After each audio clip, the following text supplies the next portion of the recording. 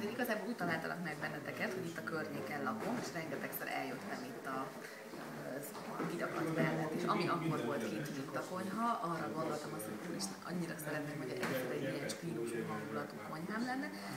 Utána néztem, hogy kik vagytok, mik vagytok, és nagyon-nagyon jókat hallottam rólatok, és akkor egyszerűen csak telefonon bejelentkeztem, és nagyon flottul ment minden.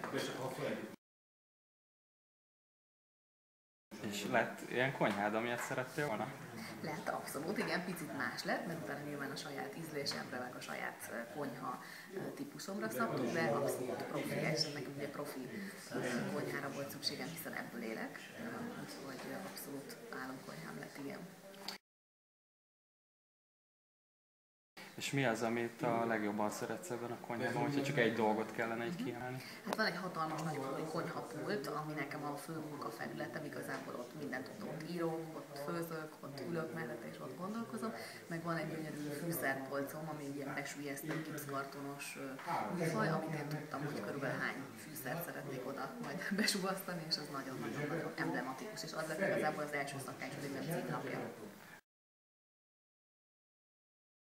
Még a konyhámat ráadásul még úgy terveztettem, hogy Brüsszelből, tehát akkor még Brüsszelben éltem, úgyhogy egy ilyen távmunkában, ami egy külön nehezített pálya szerintem, és nekem azt tetszett a legjobban egyébként, hogy ilyen borzasztó európai érzésem volt, szóval, hogy itthon azért szolgáltatóiparban szerintem nagyon-nagyon ritka az, hogy tényleg úgy éreztem, hogy abszolút értem van minden, de nem rátukmálósan, nem erőszakosan, és egy ilyen nagyon jó kölcsönös bizalmi viszony és partnerség jellemezte végig a munkát.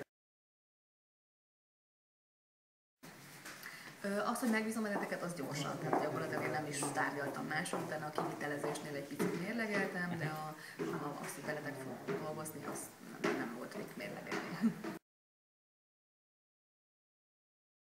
A Danica.